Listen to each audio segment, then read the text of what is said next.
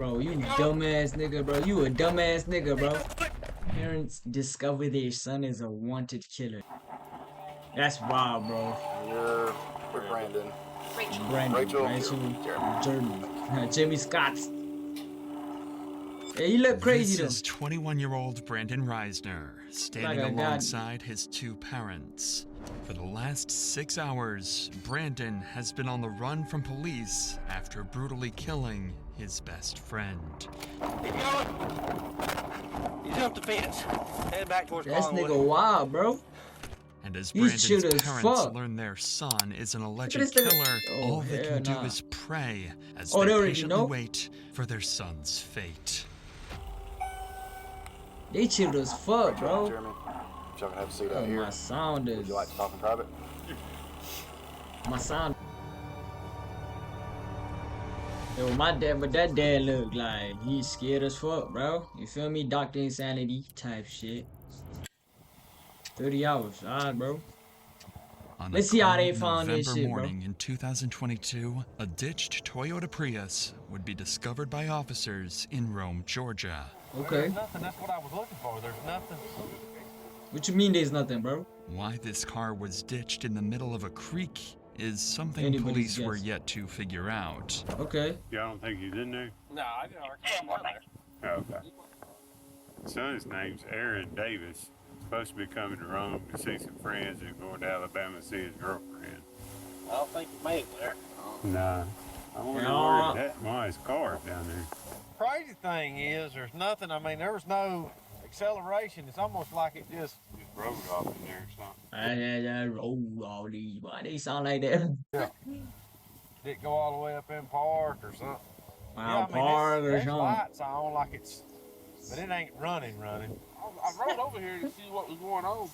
He was down there Yo, that nigga, yo, bro, that's a fake ass action, bro. cleaning out the trash. A tow truck would eventually come and lift the vehicle out from the Yo. creek, and upon searching Nah, the that's license wild, plate bro. number, they Ow, would discover roll it over. belonged to 21-year-old Aaron Davis. Okay. Luckily, the town of Rome, Georgia is relatively small, and officers were already familiar with the name. So, Damn. Lieutenant Sailors would give Aaron's father a call a few minutes later. How many people in this town, bro?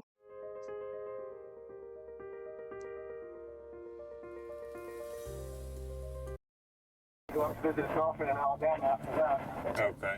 Yeah, can you see if you maybe can get a hotel in there? Oh, he's he's a Check in cop. with him, see where his car's supposed to be. So you just found the car abandoned there?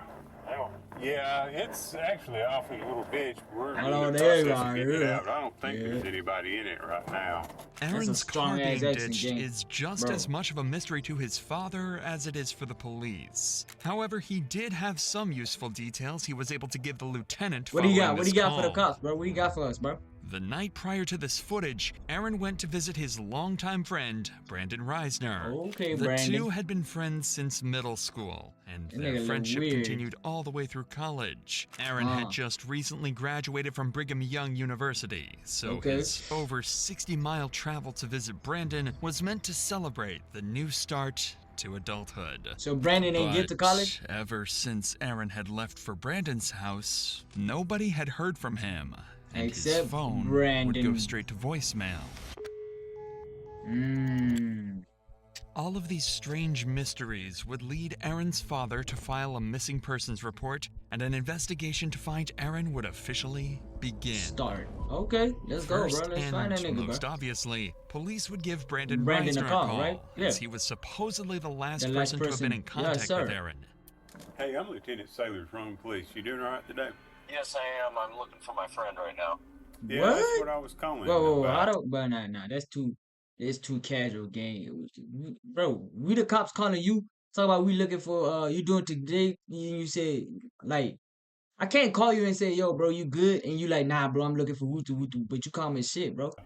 You hadn't heard from him? I have not. I've tried calling him, and it's just gone Nah, straight to voicemail. I'm not buying that, bro. I Come heard he on, was bro. in Heritage Park, so that's where I'm at right now. So I'm looking around. Do you guys know where the call was? Yeah, it was in a ditch over there. When's the last time you saw her? Over there. I saw him last night. About Right. what time?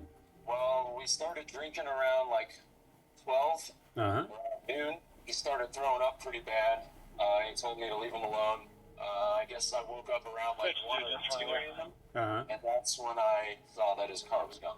All right. Well, if y'all hear from him, let us know, okay? How the fuck do you know he's missing? All right. Bye-bye. Brandon's fuck do you story know? made complete sense, and he even claimed to be actively looking for Aaron at the time of the phone call, Hell nah, bro, as wait. any good friend would do. It seemed like Brandon was clearly the person they needed to speak to further in order to get to the bottom of Aaron's disappearance. So a few hours later, they showed up, unannounced, at Brandon's house to get more answers about what happened the night before, this time face to face. Right. You about to see your face, my Hey, what's nigga. going on? I'm Officer Guy with the Rome Police Department. We're following up on all this. Can you Nigga, walk me so through what's chill, going that's on? up. Just make sure we're all Short on the same pants page. on. We started drinking Yeah. around 12 yesterday. Yeah, it's you and Aaron, right? Yeah, me and Aaron. Okay. Anyone else with you guys? And went to some bars, and I had bought some red wine. Yeah. And came back here, started drinking red wine.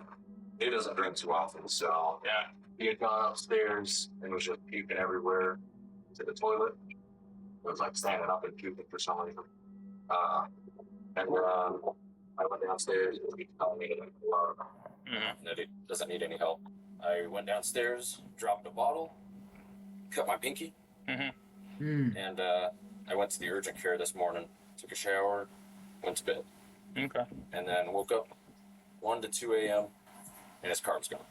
Despite Brandon's strange demeanor, Aaron's actions last night connect with the ditched car and lack of response for the last 12 hours. But he's gotta If be in the Aaron was water, a though. light drinker and got heavily intoxicated, who knows what he could have done while completely by himself. So, Nah, how bro, long have we- you and Aaron been friends? We met when I was in 5th grade, Okay. and then we became more like close friends, I'd say, like around freshman. We're still trying to find him. I don't know. You know, he may just be staying at a hotel, sleeping off whatever happened last night. But why is his It car in the doesn't necessarily ditch? mean he's in danger or anything like that. You have any problem with us checking inside the house? No problem at all? No ferocious iguanas or anything? No, bro. I You don't know never what that know, is. man. People have all kinds of pets. The officer would Oh. search the house and find Iguana. some interesting discoveries. Several doors would be locked, specifically the door leading to Aaron's room, where he supposedly threw up several times. This was strange, so Brandon would be called inside to help To get them open up it to up, Aaron's right? room. Do you mind coming in here with me so you can just show me where I'm going and all that? Yeah. This makes it a little bit easier. The bathroom is up there that he was up checking in. I got you. All Oh, Lord. Is that what's in the laundry right now, I guess? Okay. Officers would laundry, notice a strong chemical smell coming from the room and find excessive amounts Oh, of cleaning supplies. nah, but all bruh. of that would mean nothing compared to what they found next. What'd they find, bro? Where? There's a significant amount of blood next to the bed, too. Oh, no. Decent. More Oh, than no. just vomit all the way over here. Looks like it's been there a while, but he could have been throwing up blood, I guess. Throwing up blood. It's weird to be throwing From up blood drinking? like that. Not to mention, if he had alcohol poisoning, Yeah. he wouldn't have been able to get up and move around this morning. Especially at 2 or 3 in the morning. Just poured powder right there, too. That's it right now. The cops are starting to find the whole scenario awfully suspicious. The Nah. odd story from Brandon, the puddles of blood in Aaron's room, the hundreds of dollars worth of cleaning Nah, supplies. you wildin', It bruh. seems as though Brandon sensed the officer's suspicion arising as well, as when Aaron's room was being searched, he decided to do dip? this. You left? What did he do? Did he leave? Oh, my knees. What? Bro, you dumbass nigga, bro. You a dumbass nigga, bro.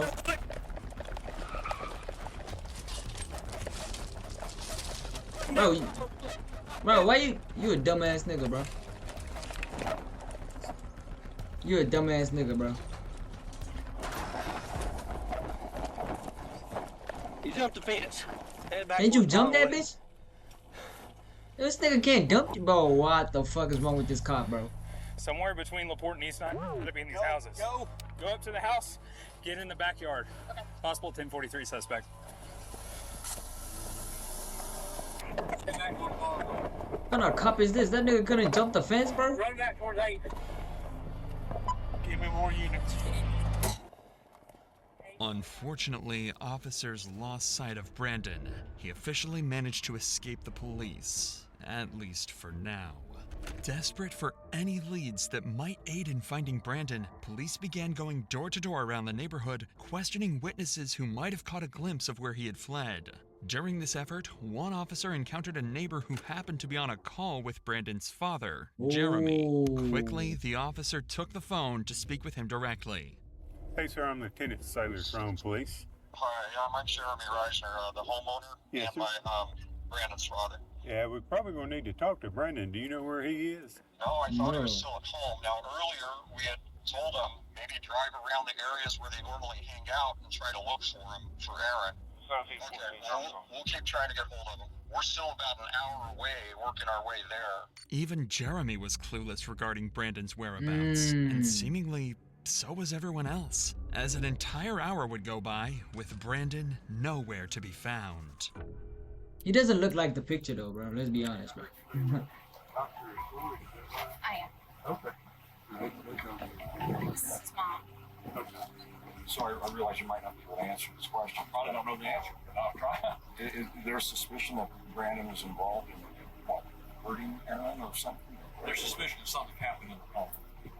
Beyond getting drunk and throwing up? Well, we don't know. So that's what he told his pops too. We called back after the boy's mom called us. We called back and said, when did you last see Aaron? He says, I guess he left during the night. And that's all we did. He went to look for him where the car was reported. Yes.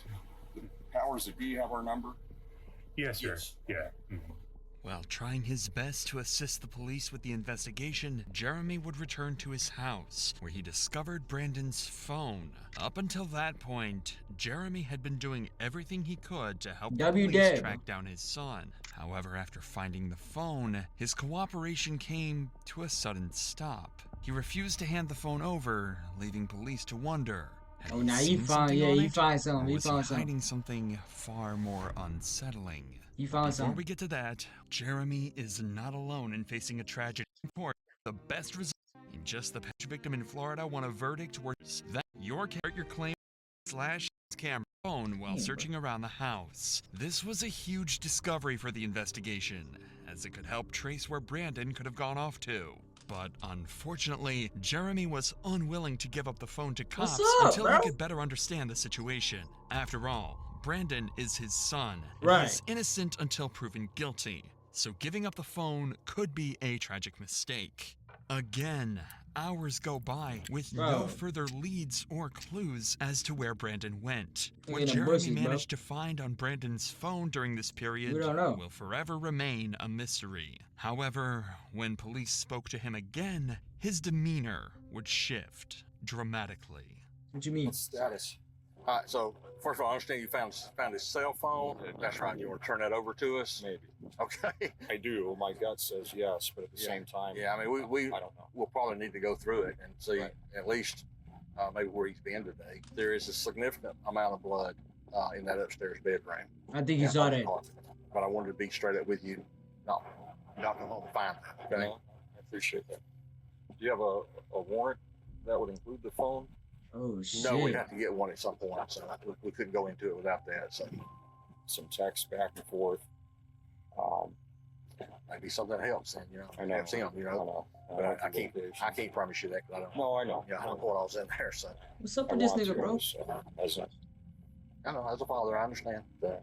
All right. Well, yeah, I'm gonna keep walking. Something had changed. Whatever was on that phone had to be disturbing. It had to And be the officer incriminating, seemed to have caught on to this as well. Because he doesn't know what's going on. Get the warrant, bro. But he seemed a little shocked that we're at his house. You know, he seemed respectful in the sense that he was okay with us being at his house and doing what we needed to do. I can really get a feel for him. He may just be covering for his kid. He's got to be. Him having the phone and not being shattered tells me that his son handed it to him. So he found the phone. Y'all think so? He found the phone. but doesn't want to give it to us without a search warrant. Text messages not there.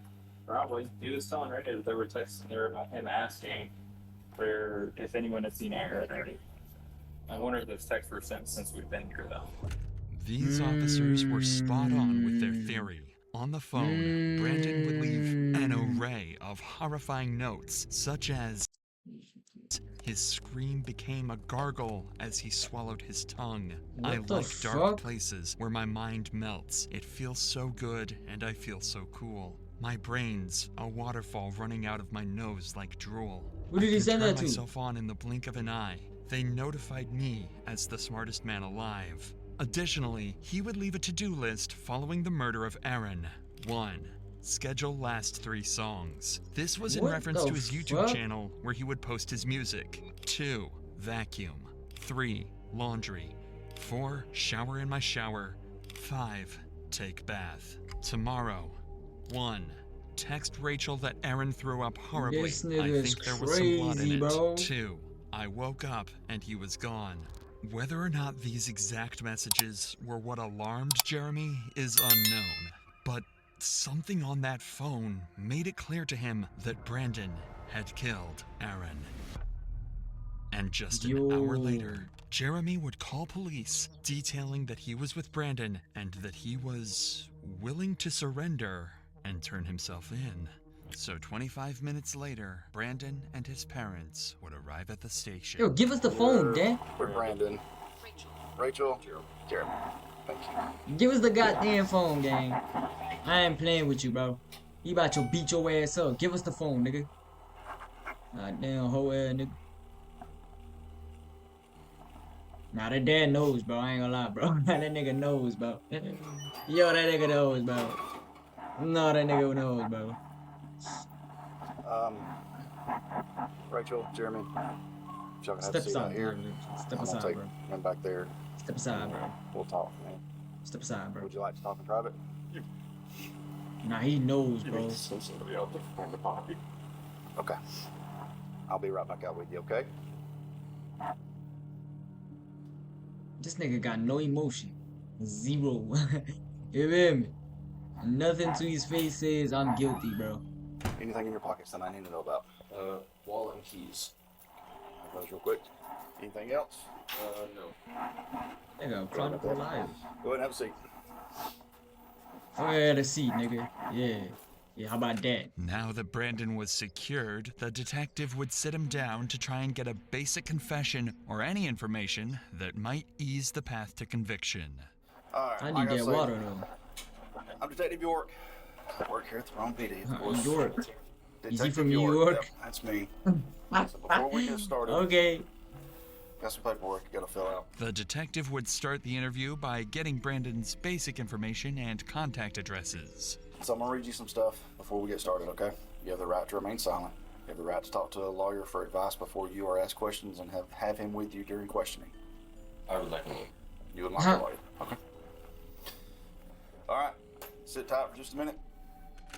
Brandon was smart. He knows nothing he says in the interrogation room will go on to help him in court, so he decides to keep his mouth shut. While this is unfortunate for the detective, Brandon's parents are more than willing to have a discussion with him. Bro, so what? instead, he turns his attention over to them to try and get the information that he's looking for. Oh, nah, bro. Plus the cop, the dad got the phone and shit. Bald easy. Bro, you better goddamn tell us what you saw on that goddamn phone, bro. Before we beat your ass up, man. Thank you. I got them. I need that water, man. Where my water? Bro, thirsty as a bitch. What's going on right now? Anything that we can do for y'all right now? Get you back on fire. Take you out. So the dad already knows. I can try to show you. You can try to show us The general area, yeah. Okay. Oh shit. That's an old cemetery. Up the hill. You turn left. Trendle, something like Trendle. Okay. We can show you all that.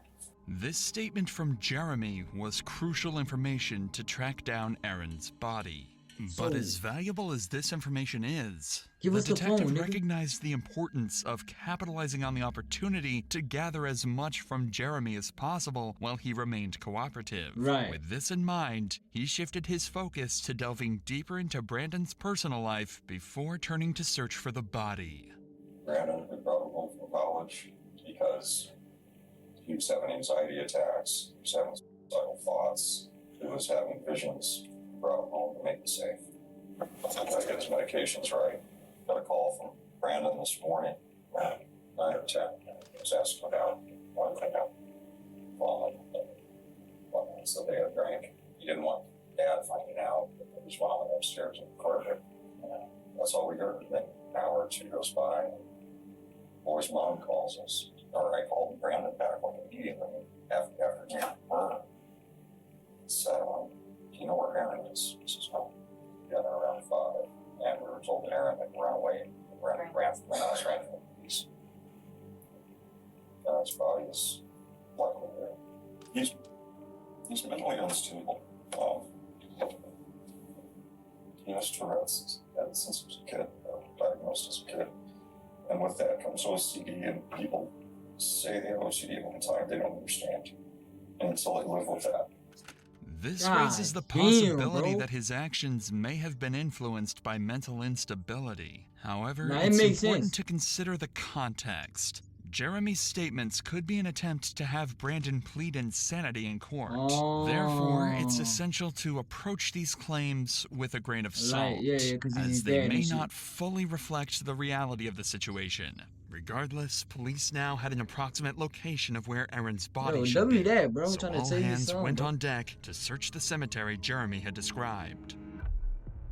Aaron was found buried in the cemetery, behind a secluded area in the back of the property. Even worse was that his body was wrapped inside the very sheets he slept on in Brandon's house. The speculation had come to an end. Brandon Risner was a cold-blooded murderer. Right after this discovery, Brandon was placed under arrest for the murder of Aaron Davis and transported to just the local because a nigga prison. went to college and you ain't went to found college. his behavior very unconventional. What's up with this nigga, right? You gonna start running?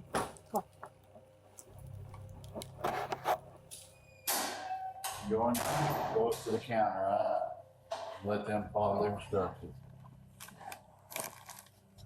This is his property. You got ID in here if you want. For me?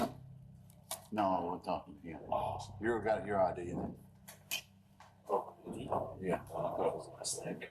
Officers stated that Brandon remained eerily calm while being That's what I'm transported saying, bro. and seemed completely unfazed by the entire situation. And while Brandon had been successfully captured and the case had seemingly came to a successful conclusion, officers had one tragic duty to complete before the end of the day. What's that? Break the news to Aaron's parents that their son had been murdered.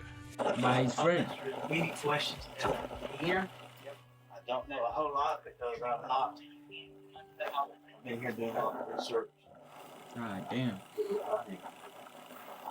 Be specific.